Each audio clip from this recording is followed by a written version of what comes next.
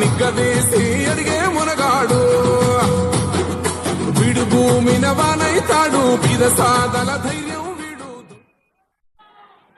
మిత్రులారా, ఈరోజు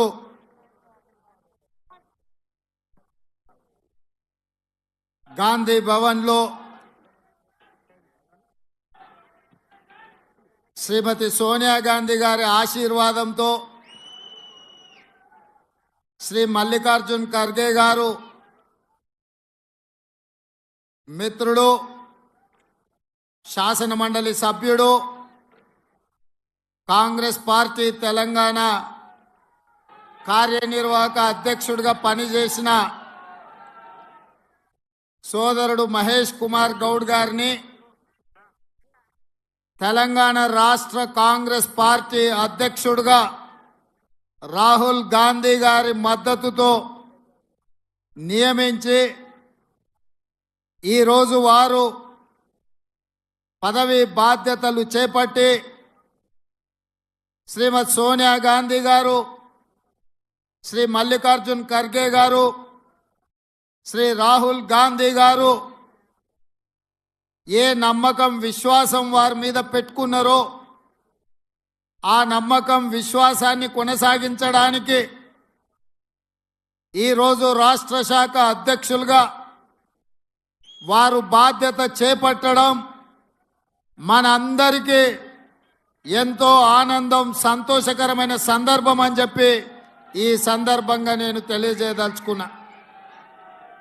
ఈ కార్యక్రమంలో ఏఐసిసి ఇన్ఛార్జ్ దీపాదాస్ మున్షి గారు, ఏఐసిసి సెక్రటరీలు, సహచర మంత్రివర్గ సభ్యులు, పార్లమెంట్ సభ్యులు, శాసన మండలి సభ్యులు, శాసన సభ్యులు, వివిధ కార్పొరేషన్లకు సంబంధించిన చైర్మన్లు,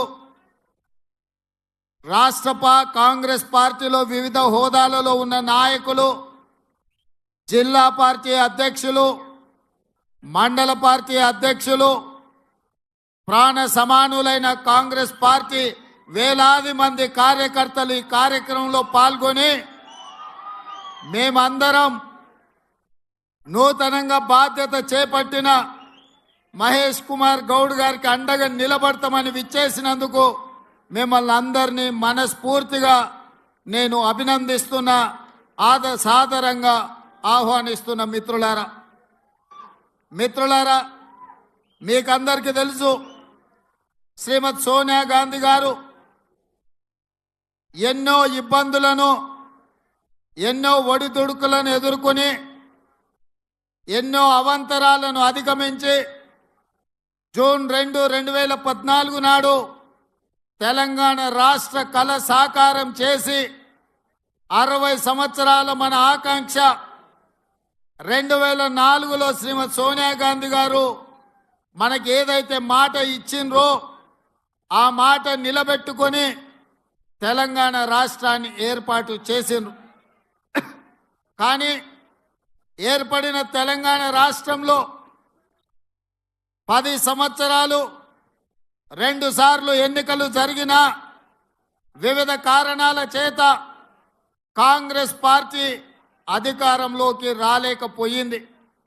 అందుకే 2014 నుంచి తెలంగాణ ప్రజలు ఎదుర్కొంటున్న సమస్యలను, అపరిష్కృతంగా ఉన్న సమస్యల్ని పరిష్కరించడానికి కాంగ్రెస్ పార్టీ కార్యకర్తలు నానా కష్టాలు ఎదుర్కొని తెలంగాణ రాష్ట్రంలో జరిగిన 3వ ఎన్నికలలో కాంగ్రెస్ పార్టీని అధికారంలోకి తీసుకురావడం జరిగింది.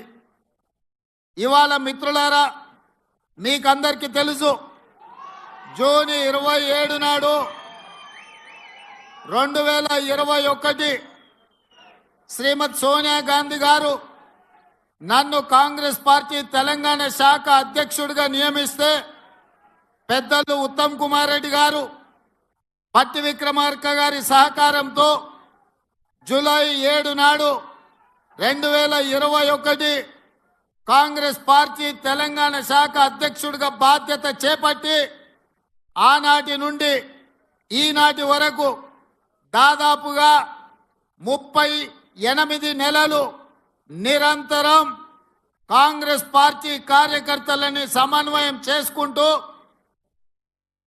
ప్రజా సమస్యల్ని పరిష్కరించుకుంటూ ముందుకు సాగడం జరిగింది. ఇవాళ మిత్రులారా, నేను జూలై 7, 2021 బాధ్యత చేపట్టిన తర్వాత అందరితో చర్చించి మొట్టమొదటి కార్యక్రమం దళిత గిరిజన దండోరా అని ఇంద్రవల్లి నుంచి ఆదిలాబాద్ నుంచి సమర శంఖం పూరించి ఆనాటి నుంచి వెనక్కి తిరిగి చూడకుండా లక్షలాది మంది కాంగ్రెస్ పార్టీ కార్యకర్తల్ని సమన్వయం చేసుకొని ముందుకు నడిపించి తెలంగాణ రాష్ట్రంలో డిసెంబర్ 3, 2023 నాడు ప్రజాపాలన ఇందిరమ్మ రాజ్యం తీసుకురావడం జరిగింది. ఇంద్రవెల్లిలో పూరించిన సమర శంఖం, వరంగల్లులో రైతు సంఘర్షణ సభను పెట్టి రైతు డిక్లరేషన్ చేయడం ద్వారా తెలంగాణ రాష్ట్ర లక్షలాది రైతాంగానికి 2 లక్షల రూపాయల రుణమాఫీ చేస్తామని చెప్పి ఆనాడు రాహుల్ గాంధీ గారు మాట ఇవ్వడం జరిగింది.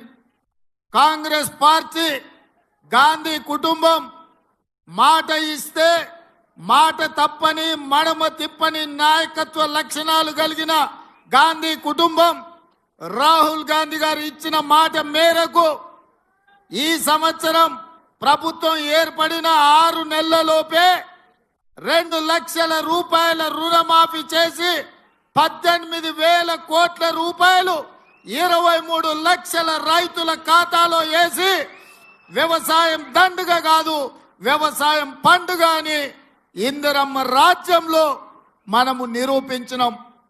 ఇది కాంగ్రెస్ పార్టీ నిబద్ధత.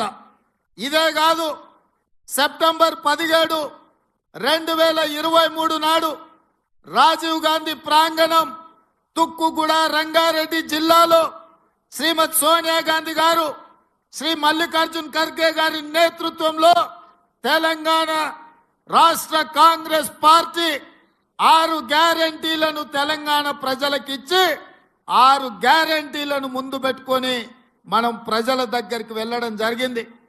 మనం చెప్పిన మా నాడు మార్పు రావాలి అంటే, మార్పు కావాలి అంటే కాంగ్రెస్ రావాలి అని తండాలలో, గూడాలలో, మారుమూల పల్లెల్లో ప్రతి పేదవాడి గుండె తట్టి ఈ తెలంగాణ రాష్ట్రంలో పేదలు ఎదుర్కొంటున్న కష్టాలు తీరాలి, రైతులు బాగుపడాలి, విద్యార్థులు చదువుకోవాలి, నిరుద్యోగ యువకులకు ఉద్యోగ ఉపాధి అవకాశాలు రావాలి, ఈ తెలంగాణ రాష్ట్రంలో ప్రజాస్వామ్యం మనుగడ సాగించాలి అని చెప్పి ఆనాడు ఒక పక్కన బట్టి విక్రమార్క గారు, ఇంకొక పక్కన నేను పాదయాత్ర చేపట్టి ప్రతి పేదవాడి దగ్గరికి వెళ్ళడం జరిగింది.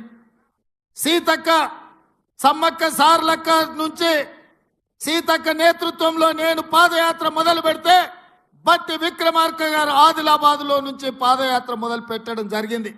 ప్రజల దగ్గరికి వెళ్ళినాం, పార్టీ విధానాలు వివరించినాం.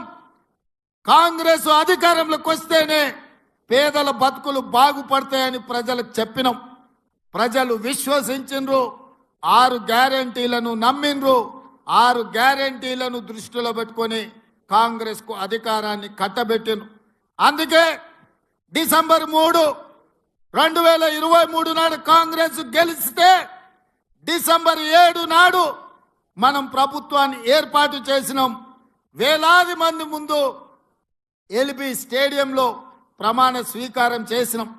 48 గంటలు కూడా ఆగకుండా శాసనసభ సమావేశాలను ఏర్పాటు చేసి మొదటి 2 గ్యారెంటీలను డిసెంబర్ 9, 2023 నాడే ఆడబిడ్డలకు ఆర్టీసీలో ఉచిత బస్సు ప్రయాణాన్ని అందిస్తామని ఇయాలటికి 85 కోట్ల మంది ఆడబిడ్డలు ఈ రోజు పొన్నం ప్రభాకర్ గారి నేతృత్వంలో ఉన్న రవాణా శాఖలో ఈ రోజు ఉచితంగా బస్సులలో ప్రయాణం చేస్తున్నారు. ఇదే కాదు, పేదవాడికి వైద్యం అందించాలి.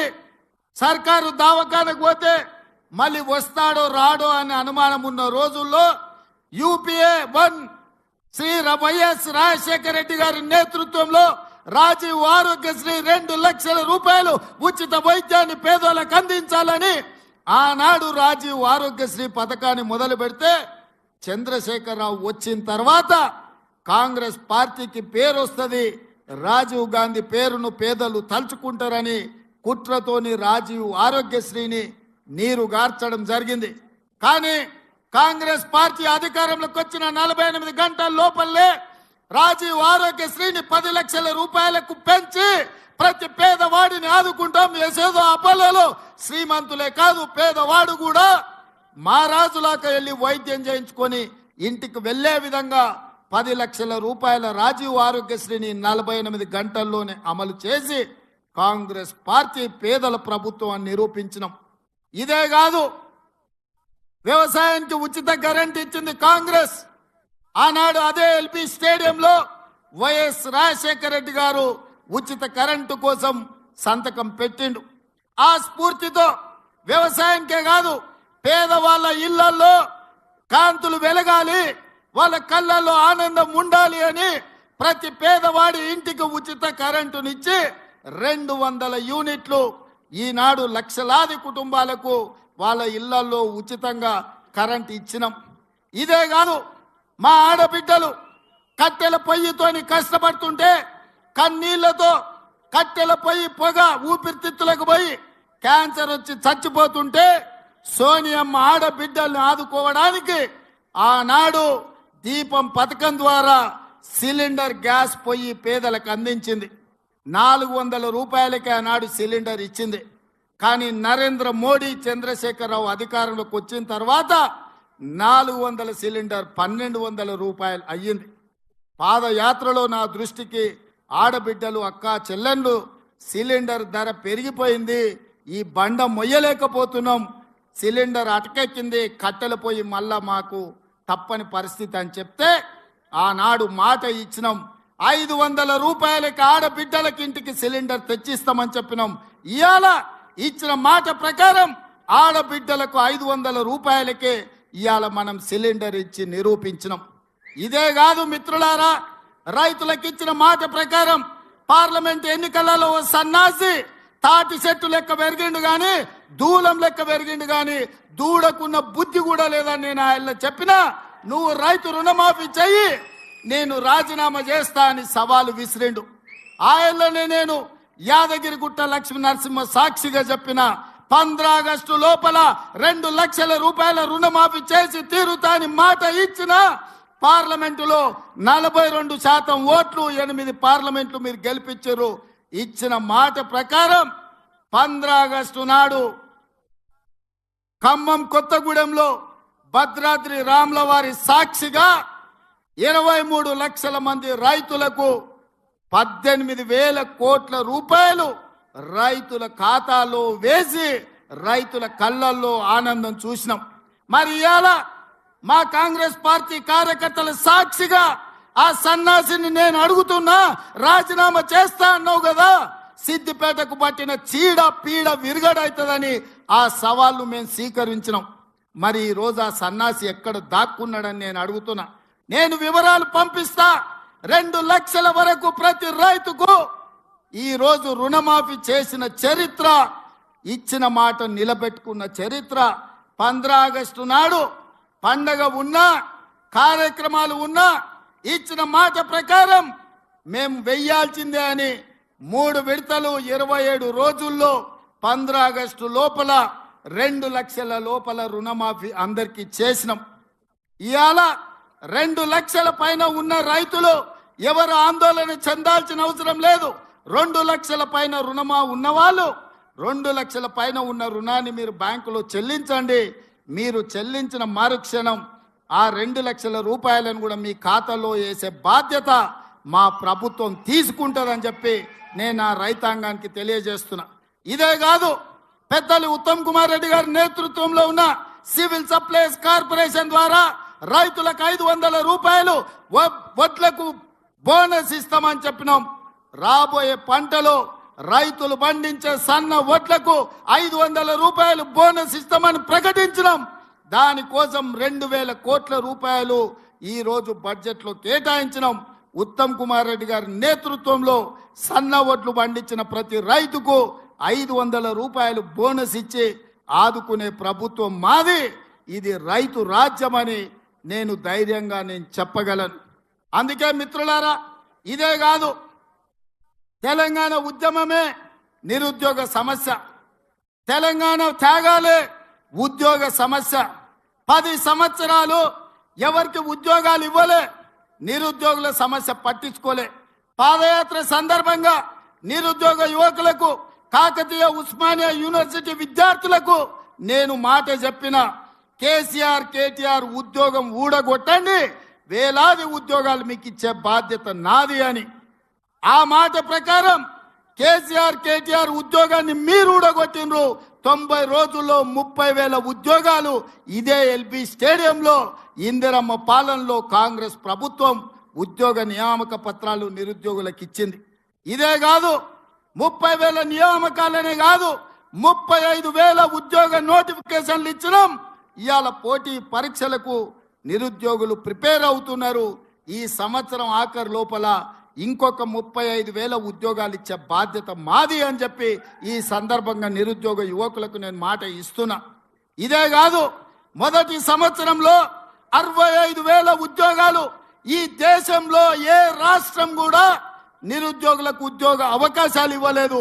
అదొక్క తెలంగాణ రాష్ట్రంలోనే మనమే ఇచ్చినామని గర్వంగా నేను ఈ సందర్భంగా తెలియజేస్తున్నా. అందుకే మిత్రులారా, ఇవాళ మీరు ఆలోచన చేయండి.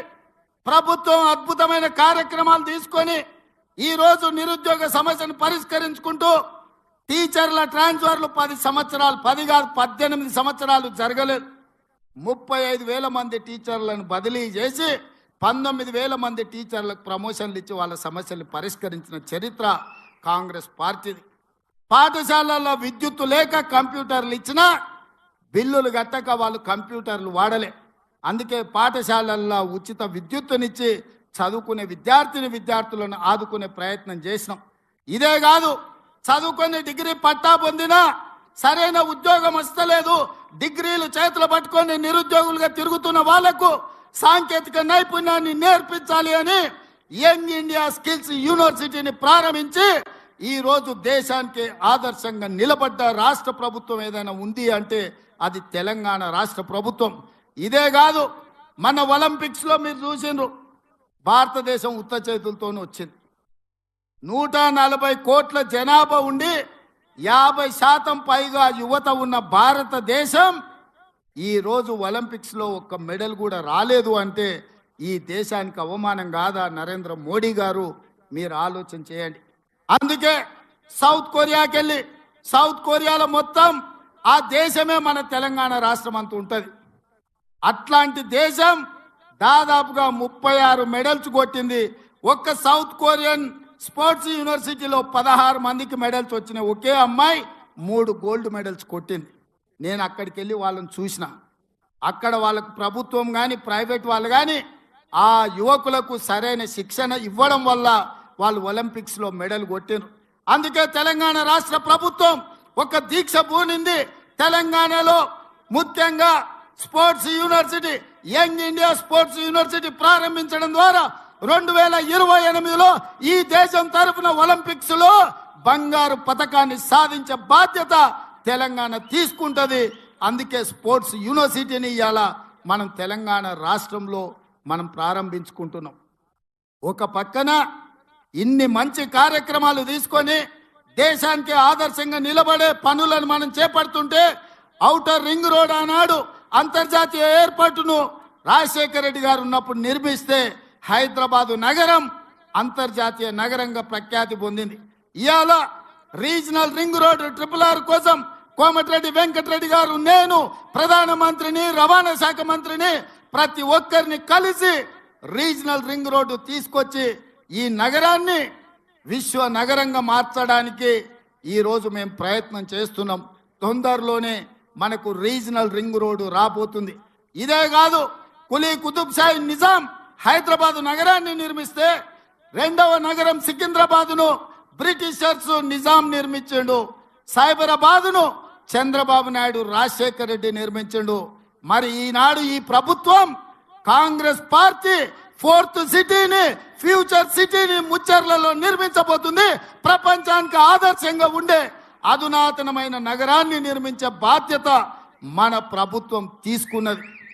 మరి ఇన్ని కార్యక్రమాలను తీసుకున్నప్పుడు మిత్రులారా, ముఖ్యమంత్రిగా ఒకవైపు పనులను నిర్వహిస్తూనే పార్టీ కార్యక్రమాలను కూడా జోడెద్దుల్లాగా మనం ముందుకు తీసుకెళ్ళాలి.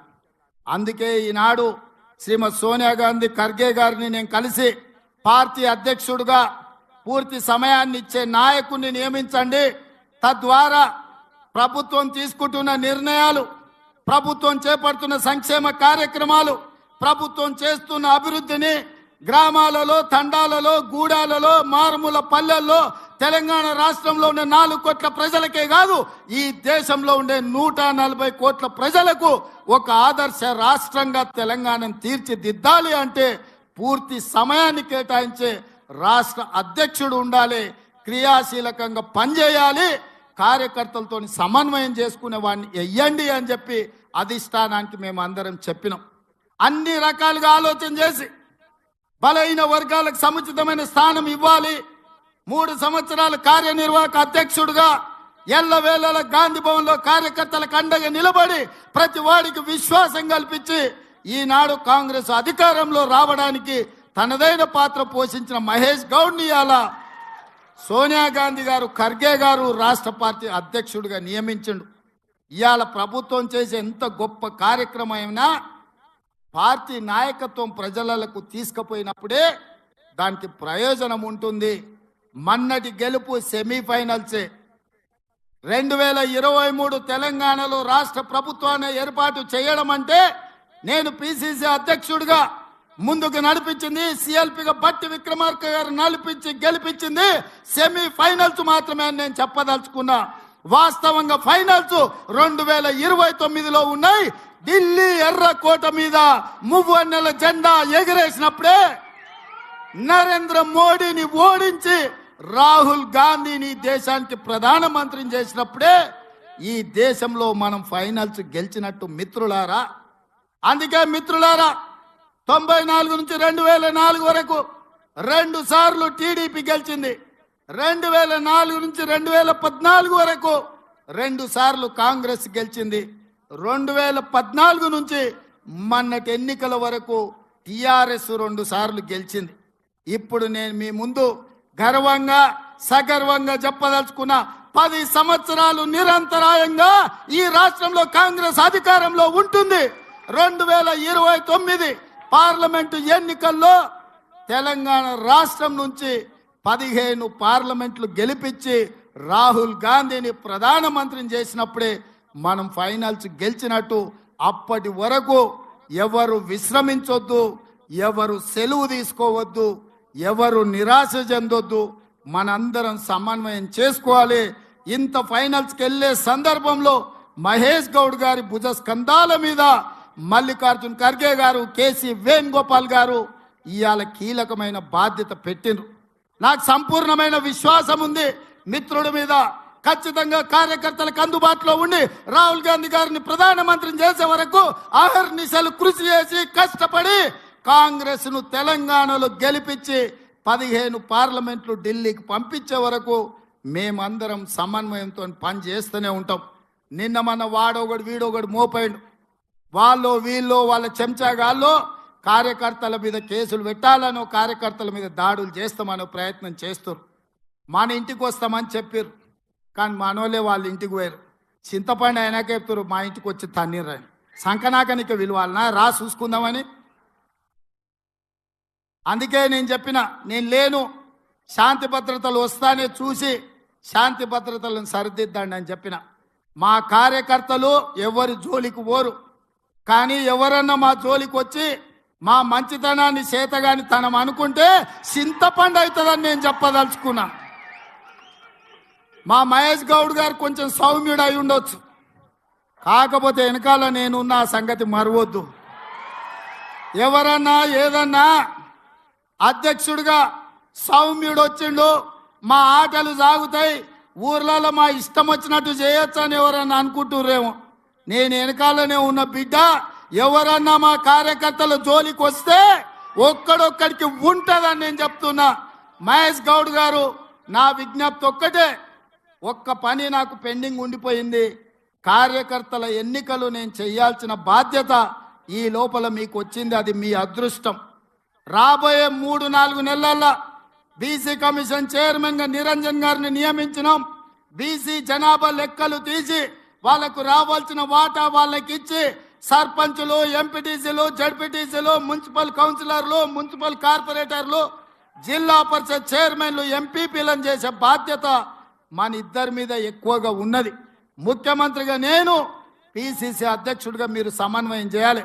ఇప్పటి వరకు జరిగిన ఎన్నికలు, ఎమ్మెల్యేలు, ఎమ్మెల్సీలు, ఎంపీలు ఇవన్నీ నాయకులకు సంబంధించినవి. నాయకులు ఎట్లో గట్ల నడుస్తుంది, కానీ కార్యకర్తలు కష్టాలలో ఆ కార్యకర్తల్ని గెలిపించి వాళ్ళని సర్పంచులుగా చేయాల్సింది, ఎంపీటీసీలుగా గెలిపించాల్సింది, జడ్పీటీసీ, ఎంపీపీ, జిల్లా పరిషత్తులు చేయాల్సిన బాధ్యత మన మీద ఉన్నది. అన్నిటికంటే గురుతరమైన బాధ్యత, బరువైన బాధ్యత ఇదే. ఈ రోజు మీ భుజాల మీద అది ఉన్నది. అందరినీ సమన్వయం చేయండి. గ్రామ గ్రామాన కార్యకర్తలు జెండా మోచినోళ్లను అవసరమైతే ఊపిరైన వదిలిండ్రు కానీ జెండాను వదలలేదు. భుజాలు కాయలు కాసే విధంగా కాంగ్రెస్ జెండా మోచిన కార్యకర్తల్ని గెలిపించాల్సిన బాధ్యత మన మీద ఉన్నది. వేదిక మీద ఉన్న పెద్దలందరి మీద ఉన్నది. మీ ఎన్నికలకు మా ఎన్నికల కంటే ఎక్కువ కష్టపడతా నేను. మహేష్ గౌడ్ గారు మిమ్మల్ని అందరినీ సమన్వయం చేస్తారు. మిమ్మల్ని గెలిపించుకున్నప్పుడే నిజమైన విజయం, మీరు గెలిచినప్పుడే నిజమైన కాంగ్రెస్ గెలిచినట్టు. మీ గెలుపు కోసం, స్థానిక సంస్థల ఎన్నికల కోసం వేదిక మీద ఉన్న నాయకులమందరం కూడా పునరంకితం అవుదామని తెలియజేస్తూ మీ అందరి దగ్గర సెలవు తీసుకుంటున్న మిత్రులారా, జై కాంగ్రెస్. ఫామ్ హౌస్ లో వండిన ఆయన గుండెలు ఎదరాలరా నాయన, అవునా? నేను ఇక ముఖ్యమంత్రి కొన్ని ప్రసంగాలు తగ్గించాల్సి వస్తుంది. ఈరోజు ఆఖరి రోజు పిసిసి అధ్యక్షుడిగా గట్టిగా నినాదాలు ఇవ్వాలి. జై కాంగ్రెస్, జై జై కాంగ్రెస్, జై కాంగ్రెస్, జై సోనియమ్మ, జై జై సోనియమ్మ. ధన్యవాదాలు మిత్రులారా.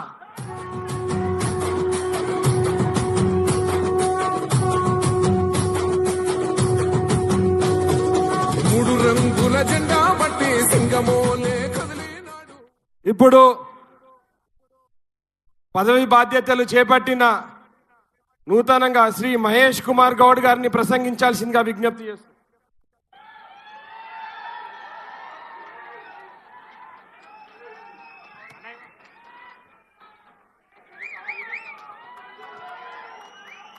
పెద్దలు, రాష్ట్ర ముఖ్యమంత్రి వర్యులు, ఇందాక